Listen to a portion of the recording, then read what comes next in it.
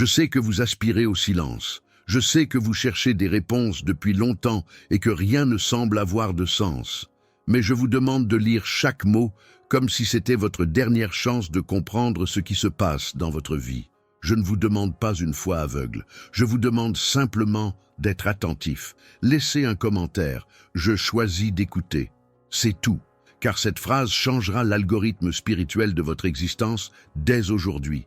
Restez jusqu'à la fin, car ce que je vais vous révéler dans les prochaines minutes n'est pas une motivation facile. C'est un avertissement qui aurait dû vous parvenir plus tôt, mais vous étiez trop occupé à essayer de tout résoudre par vous-même. Vous connaissez cette oppression dans la poitrine qui surgit de nulle part, cette sensation qu'un malheur va arriver sans que vous sachiez quoi. Ce n'est pas une simple angoisse, c'est votre âme qui crie que vous ignorez les signes évidents que j'ai placés devant vous. Et je ne les place pas là par hasard. Certaines personnes passent leur vie entière à rechercher la sécurité. Elles épargnent, font des projets, érigent de hauts murs autour de leur famille. Et un jour, elles réalisent que tout cela n'était que du sable. Car la véritable sécurité ne vient pas d'un compte en banque. Elle vient de la certitude qu'une force supérieure veille sur ce que l'on ne peut voir. Voilà le problème. Vous voulez que je prenne soin de vous, mais vous ne voulez pas lâcher prise. Vous voulez ma protection, mais vous prenez des décisions comme si je n'existais pas. Vous voulez que je règle les problèmes, mais vous ne me laissez pas la liberté d'agir. Alors, tout bascule, non pas par vengeance, mais parce que tu as bâti une maison sans fondation et que la tempête fait rage. Je vais être franc, ce qui va arriver ne sera pas facile. Mais il y a une différence entre traverser une épreuve seule et la traverser avec moi à tes côtés. L'une te détruit, l'autre te fortifie. Et il y a un détail que la plupart des gens ignorent. Je vous préviens à l'avance, je vous préviens toujours. Parfois par un rêve étrange que vous oubliez au réveil, parfois par une personne qui dit quelque chose qui vous dérange, parfois par une porte qui se ferme alors que vous étiez certain qu'elle allait s'ouvrir. Ce ne sont pas des accidents, ce sont des avertissements. Mais tu as outrepassé mes limites parce que tu étais pressé, parce que tu avais plus confiance en ton plan qu'en le mien. Et maintenant, te voilà perdu à essayer de comprendre où tu as fauté. Il n'avait pas tort parce qu'il était mauvais. Il avait tort parce qu'il était sourd. Vous trouverez ci-dessous un lien vers un document intitulé « Comment reconnaître les signes de Dieu dans la vie de tous les jours » qui explique précisément comment les identifier. Il ne s'agit pas d'un ouvrage religieux ennuyeux, mais d'un guide pratique pour vous aider à ne plus manquer les indices que je laisse derrière. Moi, saisissez cette opportunité dès maintenant, car vous pourriez l'oublier plus tard. Et l'oubli peut coûter cher. Écoute, je n'ai pas besoin de ta permission pour agir dans ta vie, mais j'agis bien mieux quand tu coopères, quand tu cesses de résister et que tu commences à être attentif, quand tu comprends que je ne suis pas ton ennemi qui cherche à saboter tes projets. Je suis le seul à avoir une vision d'ensemble, tandis que tu ne vois que le présent, et l'image actuelle est déformée. Tu crois que le problème, c'est l'argent. Je vois que le problème, c'est l'orgueil. Tu crois que le problème, c'est la solitude. Je vois que le problème, c'est que tu repousses ceux qui comptent vraiment. Tu crois que le problème, c'est le manque d'opportunités. Je vois que tu as laissé passer 3 opportunités parce qu'elles ne se présentaient pas comme tu le souhaitais. La question est, combien de temps allez-vous encore vous obstiner à donner votre version des faits? Car le temps presse et certaines décisions que vous prendrez dans les prochains jours auront un impact déterminant sur les années à venir. Je n'exagère pas, je vous préviens. Certaines personnes ont reçu cet avertissement et l'ont ignoré. Elles pensaient qu'il était exagéré. Elles pensaient avoir le temps. Elles pensaient trouver une solution. Et elles y sont parvenues. Cela a très mal tourné.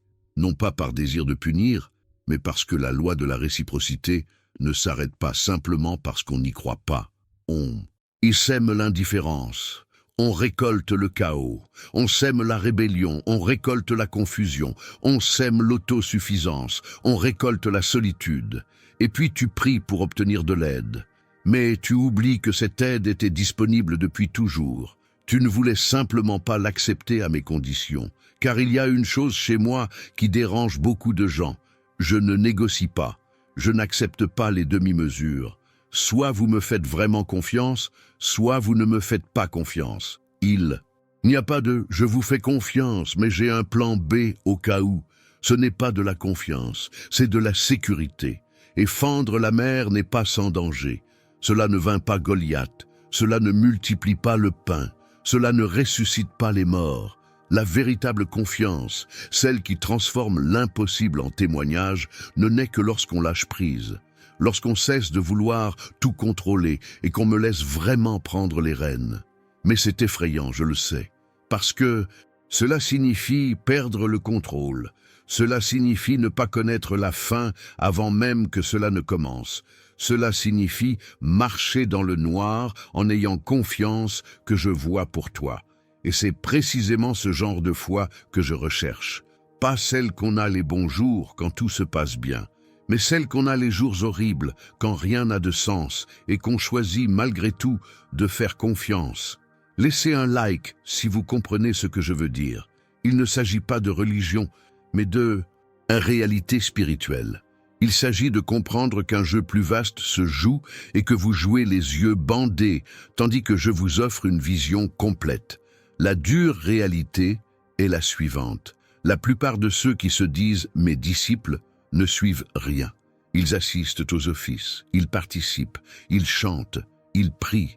Mais lorsqu'il s'agit d'obéir, lorsqu'il s'agit de faire quelque chose d'absurde simplement parce que je le demande, lorsqu'il s'agit de se libérer de ce qui les ronge de l'intérieur, alors ils disparaissent. Ils préfèrent une douleur connue à un remède inconnu. Ils préfèrent le confort d'un confinement familier à la liberté effrayante. Ils préfèrent dépérir lentement plutôt que de risquer de vivre pleinement. Je respecte le libre arbitre, mais je ne vais pas mentir et dire que tout va bien alors que ce n'est pas le cas. Je ne vais pas prétendre que tu es sur la bonne voie alors que tu t'en éloignes de plus en plus, parce que je t'aime trop pour te laisser sombrer dans le silence. Voici donc l'avertissement. Une seule décision peut vous mener vers deux réalités radicalement différentes. L'une où vous persistez dans votre entêtement, à votre manière, portant un fardeau insupportable et faisant semblant de tout maîtriser. L'autre où vous cédez, lâchez prise, faites confiance et découvrez que j'ai toujours attendu que vous cessiez de lutter contre moi pour commencer à lutter à mes côtés. Je ne demande pas la perfection, je demande de l'honnêteté. L'honnêteté d'admettre que vous n'y arrivez pas, que vous avez besoin d'aide, que vous ne pouvez pas y arriver seul. Cet aveu n'est pas une faiblesse, c'est de la sagesse, car la vraie force ne consiste pas à tout endurer seul. Il s'agit de savoir quand demander de l'aide à ceux qui peuvent réellement apporter cette aide. Et je le peux, je l'ai toujours pu. La question est, me le permettrez-vous? Regardez autour de vous, tout ce que vous possédez, tout ce que vous êtes, tout ce que vous avez accompli. D'où cela vient-il? Est-ce uniquement grâce à vos propres mérites, ou est-ce un mélange de chance, d'opportunités parfaites et d'événements qui se sont enchaînés sans que vous en compreniez vraiment le mécanisme? Ce n'était pas de la chance, c'était la providence. Mais vous vous y êtes habitué, c'est devenu normal. Vous avez commencé à penser que ces bénédictions étaient automatiques, qu'elles vous étaient accordées parce que vous les méritiez, parce que vous aviez travaillé dur pour les obtenir. Puis il a cessé d'être reconnaissant, il a cessé de reconnaître les choses, il a cessé de dépendre. Alors j'ai laissé certaines choses s'effondrer, non par méchanceté, mais pour que tu te souviennes que sans moi, rien ne peut subsister, que la force que tu crois posséder est un emprunt, que le souffle qui te maintient en vie est un don renouvelé à chaque instant. Partagez cette vidéo sans tarder. Vous connaissez sûrement quelqu'un qui a absolument besoin de l'entendre. Quelqu'un d'aussi têtu que vous l'étiez. Quelqu'un qui est sur le point de prendre une décision irréfléchie, faute d'avoir une vision d'ensemble. Envoyez ceci à cette personne. Cela pourrait lui éviter une situation inextricable dont il lui faudrait des années pour se sortir. Il y a une histoire que j'aime raconter. Un homme priait sur un toit pendant une inondation. Un bateau passa, il le refusa. Un hélicoptère passa, il le refusa. Il se noya. Arrivé au paradis, il se plaignit à moi. « Pourquoi ne m'as-tu pas sauvé? Je lui répondis, « J'ai envoyé un bateau et un hélicoptère. Que voulais-tu de plus ?» Cette histoire est troublante parce qu'elle est vraie. J'envoie de l'aide, j'envoie des solutions, j'envoie des issues. Mais vous ne le reconnaissez pas parce que vous vous attendiez à autre chose. Vous vous attendiez à quelque chose de plus spectaculaire. Vous vous attendiez à un miracle digne d'un film. Et le miracle déguisé en coïncidence disparaît. La bénédiction déguisée en épreuve est perdue. La réponse déguisée en attente est perdue. Alors, le conseil est clair. Soyez attentifs, non pas au bruit extérieur, mais à cette petite voix intérieure. Celle qui vous dérange juste avant de faire une bêtise. Celle qui vous réveille en pleine nuit avec une pensée obsédante. Celle qui vous fait penser à quelqu'un sans prévenir et dont vous découvrez plus tard qu'il avait besoin de vous à ce moment précis. Cette voix, c'est moi. Et tu l'as ignoré. Non pas parce qu'il est mauvais, mais parce qu'il est trop occupé, trop bruyant, trop anxieux pour écouter quelque chose qui ne crie pas. Je ne crie pas, je chuchote. Car ceux qui veulent vraiment écouter, écoutent. Ceux qui ne le veulent pas, trouvent des excuses. Et tu as trouvé beaucoup d'excuses ces derniers temps. Je n'ai pas le temps de prier, mais j'ai le temps de faire défiler mon fil d'actualité pendant 1 heure. Je ne comprends pas la Bible, mais il comprend une série de 15 saisons et une intrigue complexe. Je ne ressens rien quand je prie, mais il ressent tout lorsqu'il regarde un film palpitant. Le problème n'est pas un problème de capacité, mais de priorité. Tu me mets tout sous le nez et tu te plains ensuite que je sois distante. Mais je n'ai pas bougé, c'est toi qui as pris tes distances. Et maintenant, il paie le prix de cette distance. Il ressent le vide, il ressent le désespoir. Il a l'impression que rien ne fonctionne correctement. Parce que ça ne fonctionne pas, vraiment. Ça n'a pas été conçu pour fonctionner sans moi. Vous avez été créé avec un vide en forme de Dieu. Vous essayez de le combler par une carrière, des relations, de l'argent, des réussites. Mais rien ne s'y intègre parfaitement, car aucune de ces choses n'a la forme adéquate. Seul moi comble le vide, seul je le complète, seul je lui donne un sens. Abonnez-vous à la chaîne dès maintenant. Vous y trouverez des messages directs comme celui-ci, sans détour, sans beaux discours stériles. Juste la vérité crue qui dérange, mais qui libère. Certaines personnes préfèrent entendre un mensonge rassurant plutôt qu'une vérité douloureuse. Mais les mensonges ne sauvent pas, ils ne guérissent pas, ils ne transforment pas.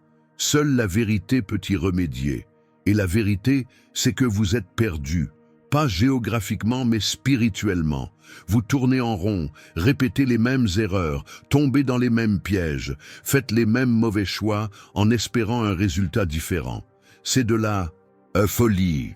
Et je suis là pour offrir de la raison, une carte, une boussole, ma propre compagnie tout au long du chemin. Mais vous devez l'accepter. Tu dois arrêter de faire semblant d'aller bien quand tu es brisé. Tu dois arrêter de sourire en apparence quand tu teurs intérieurement. Tu dois arrêter de te mentir à toi-même en pensant que je ne remarque rien. Je comprends tout, je vois tout, je sais tout. Et pourtant, je t'aime encore, je te désire encore. Je suis toujours là à t'attendre. Je n'attends pas de toi la perfection. J'attends de toi que tu sois authentique, parce que je travaille avec de vraies personnes, avec des personnes brisées, perdues, effrayées, pleines de doutes, avec des personnes qui n'ont pas toutes les réponses, mais qui sont prêtes à les chercher, avec des gens qui tombent, mais se relèvent, avec des gens qui font des erreurs, mais les reconnaissent, avec des personnes qui doutent, mais choisissent malgré tout de croire. Ce sont ces personnes qui transforment l'histoire, qui deviennent des témoins, qui deviennent des exemples, non pas parce que c'est exceptionnel, mais parce que cela m'a permis de faire quelque chose d'exceptionnel grâce à cela. Et je veux faire ça avec toi. Je veux prendre ce chaos qui est devenu ta vie et le transformer en chef-d'œuvre. Je veux prendre ce désordre et créer de l'ordre. Je veux prendre cette douleur et lui donner un sens. Mais cela nécessite votre permission, votre coopération, votre soumission. Cliquez maintenant sur le lien épinglé et téléchargez les documents sur les signes. Après avoir visionné cette vidéo, vous commencerez à remarquer des choses qui ont toujours été là, mais auxquelles vous n'aviez jamais prêté attention. vous comprendrez que je parle constamment, mais que vous n'étiez tout simplement pas réceptif. La vie n'est pas le fruit du hasard. Ce n'est pas une suite de coïncidences insignifiantes. C'est un scénario, et j'en suis l'auteur. Mais contrairement aux autres auteurs, je vous ai donné un rôle actif. Je vous ai donné de vrais choix. Je vous ai donné une véritable liberté. Et la liberté implique des responsabilités. La responsabilité de bien choisir, d'écouter avant d'agir, de faire confiance plutôt que de contrôler. Alors, choisissez maintenant. Car ce choix aura des répercussions à travers le temps. Il définira non seulement le prochain chapitre, mais peut-être même tout le prochain livre de votre histoire. Choisissez de faire confiance, même sans tout comprendre. Il choisit d'obéir, même sans en voir le résultat. Elle choisit de lâcher prise, même si elle a peur de tomber. Parce que je les attrape, je les ai toujours attrapés. Je les attraperai toujours. La question n'a jamais été de savoir si j'en étais capable. La question a toujours été de savoir si vous aviez confiance en moi. Et voici maintenant la partie que personne ne veut entendre, mais que tout le monde doit entendre. Vous avez peur de ce que je vais vous demander. Peur que si vous vous soumettez, vraiment je vous enlève quelque chose qui vous est cher. Peur qu'obéir signifie perdre. Peur que faire confiance signifie souffrir. Cette peur ne vient pas de moi. Elle vient de l'ennemi de votre âme, qui passe sa vie à brosser un tableau déformé de qui je suis. Il vous a fait croire que je suis un tyran exigeant, attendant votre moindre erreur pour vous punir, que je suis distant et indifférent, que mes règles sont là pour vous limiter, non pour vous protéger. Tout cela est un mensonge. Chaque limite que j'ai érigée dans ta vie est une barrière protectrice, non une prison. Chaque non que tu as essuyé, c'est parce que j'ai perçu le précipice que tu ne voyais pas. Chaque porte fermée t'a préservé d'une relation toxique, d'une société défaillante, d'un chemin qui aurait mené à la destruction. Mais vous ne voyez que le non. Vous ne voyez pas la délivrance. Il ne voit que la porte fermée. Il ne voit pas l'abîme de l'autre côté. Il ne voit que ce qu'il a perdu.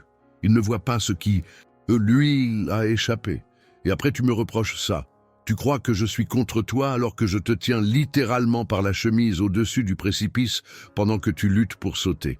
Permettez-moi de vous dire une vérité sur ma façon de travailler. Je ne vous confierai jamais en aucune circonstance une tâche que vous n'êtes pas prêt à accomplir. Je ne vous mettrai jamais dans une situation que vous ne pouvez pas assumer. Je ne vous comblerai jamais de bienfaits au-delà de vos capacités. Car une bénédiction sans maturité devient une malédiction. Le pouvoir sans caractère mène à la destruction. L'argent sans sagesse mène à la ruine. Alors, quand vous pensez que je retarde votre bénédiction, je vous y prépare en réalité.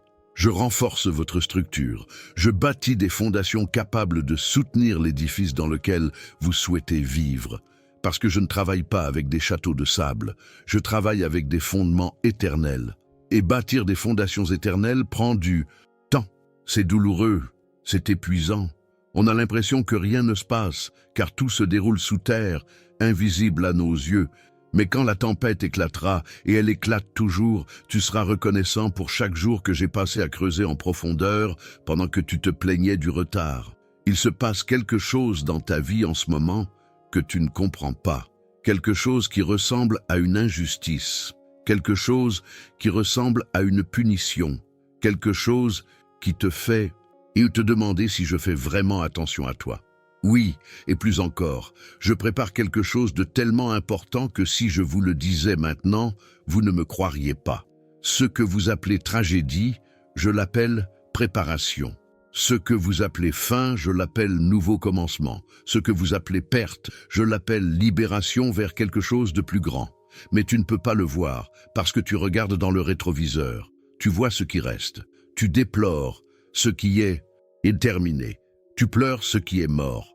Pendant ce temps, quelque chose de nouveau germe juste devant vous, quelque chose que vous ne remarquez même pas parce que vous êtes trop occupé à regarder en arrière. Je tiens à ce que vous compreniez une chose concernant la mort. Rien ne meurt en ma présence sans que quelque chose de nouveau ne naisse. Chaque mort spirituelle, émotionnelle et relationnelle que j'autorise porte en elle la résurrection.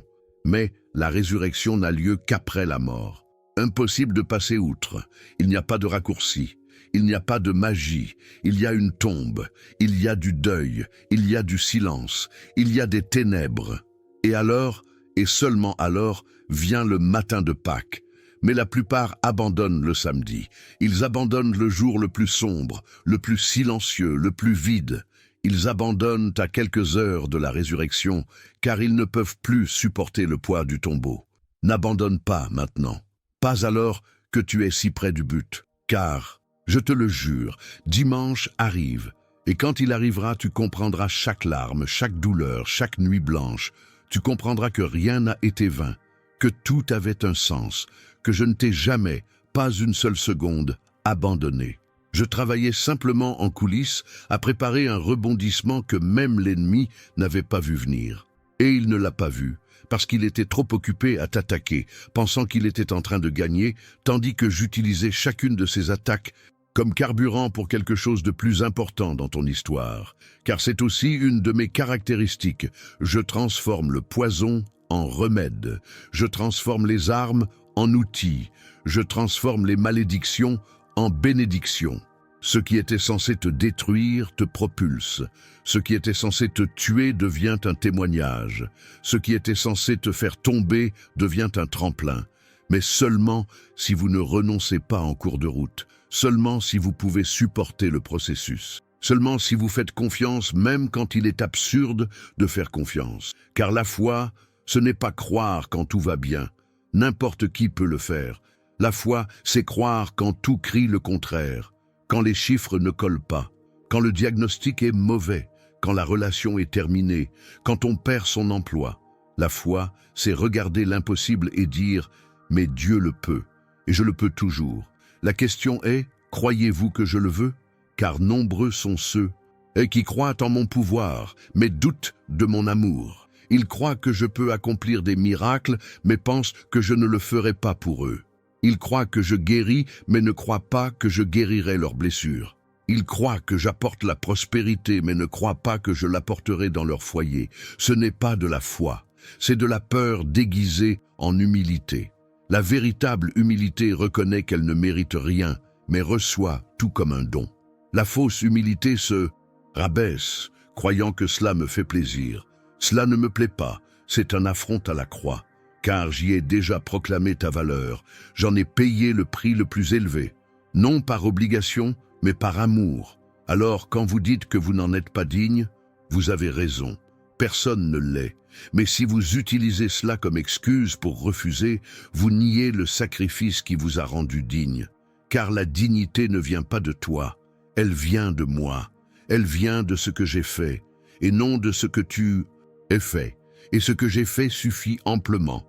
Cela n'a besoin de rien de plus, cela n'a besoin de rien d'autre. Vous n'avez pas besoin d'être simplement parfait, il vous suffit d'accepter. Accepte que je t'aime, accepte que j'ai des projets pour toi, accepte que ce qui ressemble à un retard soit en réalité le moment idéal. Accepte que ce qui ressemble à une fin soit en réalité une pause pour un changement de cap, parce que votre histoire n'est pas terminée. Loin de là. Vous n'avez même pas encore vu le meilleur. Le meilleur moment, c'est quand tu arrêtes d'écrire seul et que tu me laisses prendre la plume. Quand tu cesses de forcer et que tu laisses libre cours à ton écriture. Quand tu cesses de chercher à te justifier et que tu commences à me faire confiance. Alors l'impossible devient la routine. Le miracle devient banal, le surnaturel devient naturel, non pas parce que tu as guéri, mais parce que tu t'es enfin écarté de mon chemin et m'as laissé faire ce que j'ai toujours voulu faire, révéler ma gloire à travers ta fragilité. C'est ma façon de faire. Je choisis les faibles pour humilier les forts. Je choisis les impréparés pour accomplir l'impossible. Je choisis l'improbable pour que personne ne doute de qui l'a fait. Et vous, avec tout votre bagage, votre passé, toutes vos erreurs, vous êtes le candidat idéal. Non pas malgré ses défauts, mais grâce à eux. Car tes défauts sont l'écrin parfait pour que ma grâce rayonne. Tes blessures sont la toile idéale pour que ma guérison se manifeste. Ta faiblesse est la scène parfaite pour que ma force se révèle. Alors arrête de te cacher. Arrête de faire semblant. Arrête d'essayer de tout régler toute seule avant de venir me voir. Il arrive cassé, il arrive confus, il arrive sale, il arrive tel quel, parce que je n'ai pas besoin de gens simplement gentils et ordonnés. J'ai besoin de personnes authentiques, de personnes volontaires, de personnes qui reconnaissent que sans moi, elles ne sont rien, mais qu'avec moi, elles peuvent tout faire. Et toute chose signifie exactement cela, toute. Cette relation qui semble morte, je peux la faire renaître. Cette dette qui paraît impossible à rembourser, je peux la régler. Ce rêve qui paraît absurde, je peux le réaliser. Cette maladie qui semble incurable, je peux la guérir. Non pas parce que c'est facile, mais parce que je suis Dieu. Et être Dieu signifie que le mot « impossible » ne s'applique pas à moi. Mais j'ai besoin de votre coopération. J'ai besoin que vous me priez. Pas des prières apprises par cœur, mécaniques et vides de sens, mais une vraie prière, celle qui jaillit du plus profond de l'âme, celle qui est plus un gémissement qu'une parole, celle qui est sincère même si elle est désespérée. Je préfère un cri sincère à 1000 prières vides et jolies. Je préfère un véritable « au secours » à un faux « merci ». Je préfère votre colère sincère à votre sourire religieux, car je ne peux agir qu'avec la vérité. Les mensonges, même bien intentionnés, entravant mon action, car les mensonges créent une fausse image de vous-même qui n'a pas besoin de moi, et je n'aide que ceux qui reconnaissent avoir besoin d'aide. L'orgueil s'y oppose. L'orgueil préfère mourir seul plutôt que de demander de l'aide. Il préfère sombrer avec dignité plutôt que d'être sauvé par l'humilité. Et puis, vous coulez, et vous criez du fond, « Où est Dieu ? Je suis là où j'ai toujours été, à la surface. Je tends la main. J'attends que tu lâches prise et que tu me laisses te hisser hors de l'eau. Mais vous refusez de lâcher prise, car ce poids, c'est votre fierté, votre besoin de contrôle, votre autosuffisance. Et vous préférez mourir en vous y accrochant plutôt que de vivre en lâchant prise. C'est stupide, et tu le sais. Mais la bêtise a un remède, il s'appelle la sagesse, et la sagesse vient de moi. Il suffit de demander, sans formule toute faite, sans rituel, demander simplement, sincèrement, et je donne. J'ai toujours donné. Le problème n'a jamais été ma disponibilité. C'est toujours un manque d'humilité de votre part, l'humilité d'admettre son ignorance, son incapacité à y parvenir, son incompétence. Cet aveu ne vous diminue pas, il vous libère. Car porter des fardeaux qui ne sont pas les vôtres, essayez d'être ce que vous n'êtes pas appelé à être et exiger des résultats qui ne dépendent pas uniquement de vous, c'est le chemin le plus court vers l'effondrement. Et tu es au bord de l'effondrement. Je le sais, je le vois. Je vois l'épuisement que tu dissimules. Je vois l'angoisse qui te réveille en pleine nuit. Je vois la peur qui te paralyse. Je vois la tristesse que tu camoufles sous un masque de fatigue. Je vois tout, et mon cœur souffre pour toi, parce que ça ne devait pas se passer ainsi. Je ne t'ai pas créé pour vivre épuisé, anxieux, apeuré et triste. Je t'ai créé pour la paix, pour la joie, pour un but, pour l'épanouissement. Mais tu as troqué tout ça contre des miettes, contre des applaudissements vides, contre des réussites et qui ne te satisfont pas, contre des relations qui ne t'apportent rien, contre des succès éphémères. Et maintenant c'est vide, riche en apparence, misérable à l'intérieur, occupé mais sans but, connecté mais seul. Parce que tu as tout cherché sauf la seule chose qui compte vraiment, ma présence. Et sans moi, rien ne fonctionne correctement. Ça peut paraître bien pendant un temps, mais ce n'est qu'une question de temps avant que tout ne s'effondre. Parce que ce système n'était pas conçu pour fonctionner sans moi. Ni toi, ni ta famille, ni ton travail, ni tes relations, ni tes projets. Tout a besoin de moi au centre. Pas à la périphérie, pas comme une option, pas comme un plan de secours. Au centre. Et quand je suis au centre, tout le reste s'organise autour de moi. Tout trouve sa place, tout devient logique.